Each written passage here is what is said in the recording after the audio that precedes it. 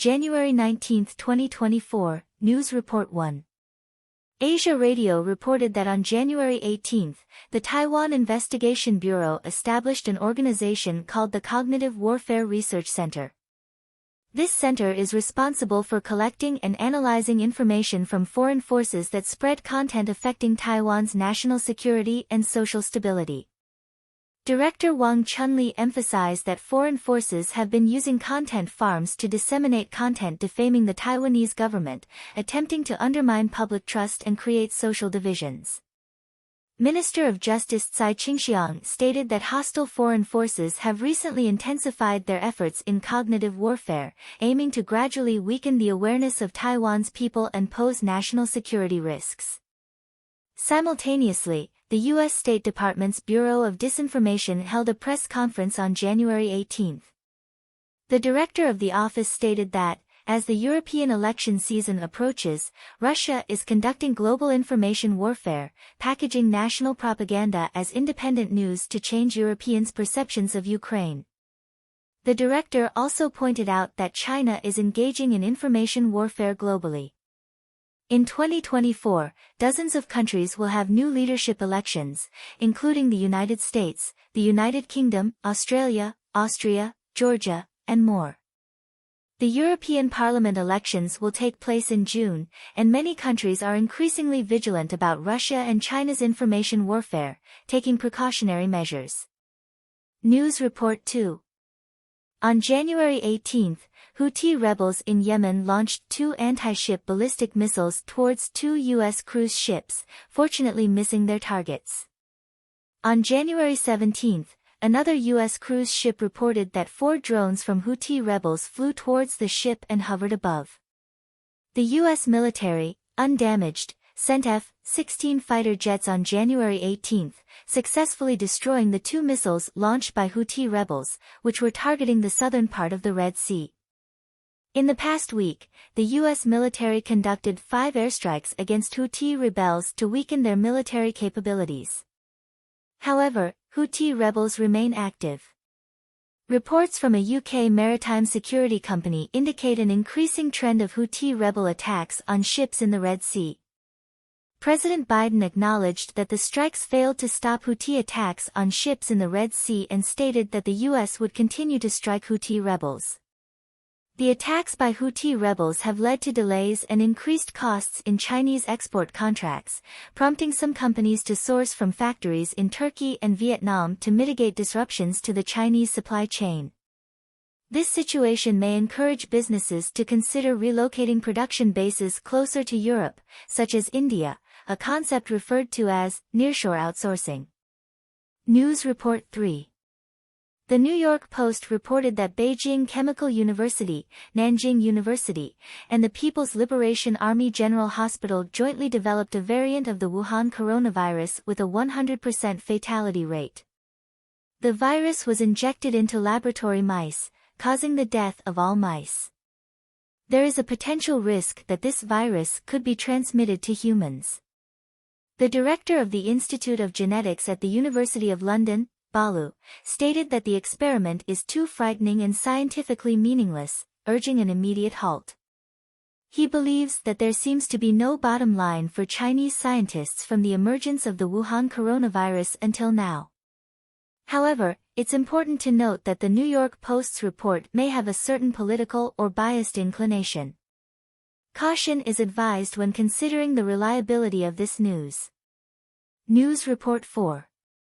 Hong Kong has introduced a regulation named the Mainland Judgments in Matrimonial and Family Cases, Reciprocal Recognition and Enforcement, Ordinance, allowing Chinese court judgments to be enforced in Hong Kong.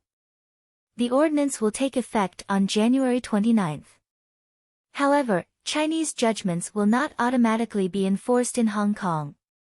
Secretary for Justice of Hong Kong, Rim Sky Yuan, stated that Chinese judgments need to go through legal procedures to be recognized and enforced in Hong Kong.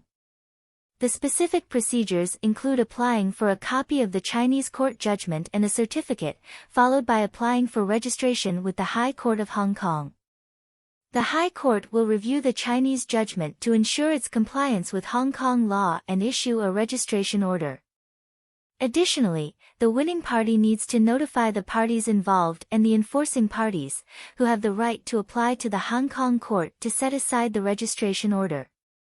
The ordinance recognizes Chinese judgments only in limited areas, including civil and commercial cases, excluding matrimonial, family, inheritance, patent infringement, maritime law, and bankruptcy cases. In terms of territorial scope, judgments from only 3 cities, Shanghai, Xiamen, and Shenzhen, will be considered as pilot cases. Furthermore, the ordinance only recognizes Chinese court judgments, rulings, mediated settlements, and payment orders, excluding preservation orders. As Hong Kong follows the common law system, the court does not have the duty to enforce judgments. The winning party must investigate the details of the debtor's assets and apply to the court to initiate enforcement. Secretary Rim Sky-Yuan emphasized that judicial cooperation between the 2 regions is limited to the mutual recognition and enforcement of judgments, with no exchange or sharing of judicial information between Hong Kong and Chinese courts. News Report 5. On January 19, the U.S. ambassador to Japan, Emmanuel, visited the Yokosuka Naval Base near Tokyo. During the visit, Emmanuel stated that the U.S. and Japan are exploring the possibility of having U.S. warships repaired at shipyards in Japan. He believes that conducting ship repairs in Japan can help the U.S. maintain more deterrent forces in East Asia to counter China's expanding naval capabilities. Currently, the U.S. Navy typically sends ships back to U.S. shipyards for repairs, resulting in long and costly maintenance. To address this, the U.S. Navy plans to carry out repairs for various warships and naval vessels in Japanese shipyards, including destroyers, cruisers, amphibious ships, etc. The plan also includes short-term maintenance for U.S. warships passing through Japan to lighten the burden on U.S. shipyards. Japan hosts the largest overseas military base for the U.S., with 70 ships and submarines from the U.S. 7th Fleet stationed in Japan. This collaborative plan aims to further strengthen the cooperation between the 2 countries in naval maintenance and logistical support. News Report 6. On the morning of January 19, Japanese Prime Minister Fumio Kishida announced the dissolution of the faction he belonged to within the Liberal Democratic Party, LDP, the Kishida faction, and closed its office. Subsequently, the factions led by Noda and Abe within the LDP also announced their dissolution on the afternoon of January 19. Recently, due to the continuous escalation of political donation scandals, various factions within the LDP demanded that lawmakers sell tickets for fundraising meetings and set sales targets. If the sales exceeded the targets, lawmakers could voluntarily refund the excess. However, the accountants of the factions did not properly record these refunded political donations in their financial reports, leading to legal issues emerging. Against this backdrop, on January 19, the Tokyo District Public Prosecutor's Office prosecuted the accountants of 3 LDP factions, the Abe faction, the Noda faction, and the Kishida faction. This event highlights improper practices in the management of political donations within the LDP, with accountants from various factions facing charges for not lawfully documenting the returned political donations. It exposes legal problems within the LDP factions. This scandal has increased tension in the Japanese political atmosphere, and accountants from the implicated factions face legal responsibilities. The article concludes by noting that, compared to this, China has a long way to go to meet the standards of a rule-of-law country, estimating it may take at least 100 years. News Report 7. According to reports, some North Korean workers in factories in Jilin Province, China, have been working for a long time without receiving their wages.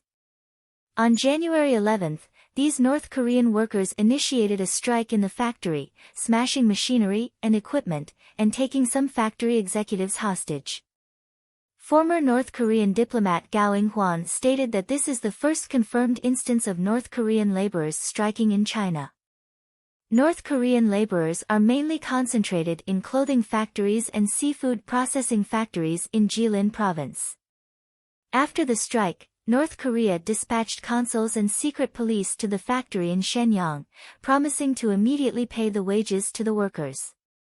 However, reports indicate that Chinese companies claim to have consistently paid wages on time, and the issue lies with the North Korean government taking the wages and promising to return them to the workers after the end of the pandemic. In reality, the North Korean government collects workers' wages under the guise of a war preparation fund. This is interpreted as an attempt by the North Korean government to block news of North Korean workers striking in China to prevent other workers from following suit. The report also suggests that the North Korean government might exploit the funds from the laborers to maintain the luxurious lifestyle of Kim Jong-un. This event reveals the challenges faced by North Korean workers working abroad and how the North Korean government exploits its labor force for so-called war preparation. News Report 8. On the night of January 18, the Guizhou Provincial Commission for Discipline Inspection broadcasted an anti-corruption special program titled Never Tolerate on Guizhou TV. The program focused on the corrupt behavior of Liu Wenxin, the former deputy secretary of the Political and Legal Affairs Commission in Guizhou. The program revealed Liu Wenxin's dual behavior, claiming he pretended to be loyal to the Communist Party in public but privately enjoyed reading overseas publications with serious political issues. Liu Wenxin was accused of purchasing and reading publications with serious political issues overseas, a trend that is becoming more frequent among fallen Chinese officials. On January 6, the Central Commission for Discipline Inspection arrested Tang Shuangning, the former chairman of the Everbright Group, accusing him of illegally bringing in publications with serious political issues. Although the specific names of the publications were not disclosed, publications with serious political issues in the context of the Chinese Communist Party usually criticize the Chinese government. These publications may include content criticizing leaders like Xi Jinping. The report points out that this phenomenon is similar to eavesdropping on enemy radio stations during the Cultural Revolution, showing the curiosity of Chinese officials towards overseas publications, distrust towards the leadership, and the risk they take to satisfy their curiosity. News Report 9. Guo Taiming, the owner of Foxconn Group, appeared publicly in Taiwan on January 19, attending the enshrinement ceremony at the Zihui Temple in Banqiao, New Taipei City. Guo Taiming is a devout believer in Matsu, and the Zihui Temple is where he was born. During the enshrinement ceremony, Guo Taiming returned to his hometown and participated in the ritual activities. To commemorate Guo Taiming, Zihui Temple constructed a God of Wealth shop, located at the site of Guo Taiming's former residence. This marked Guo Taiming's first public appearance in Taiwan since withdrawing from the election last year.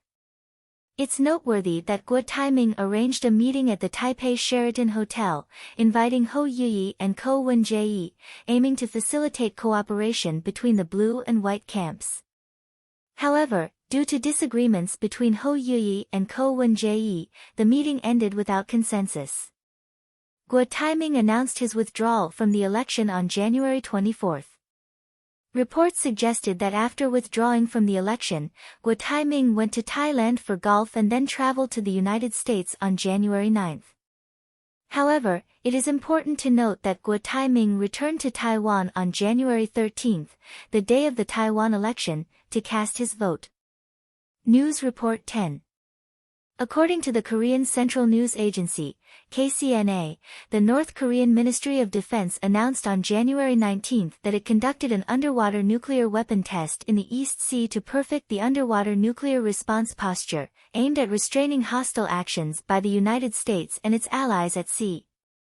According to Yonhap News Agency, North Korea's so-called underwater nuclear weapon system actually refers to a nuclear-powered unmanned submarine.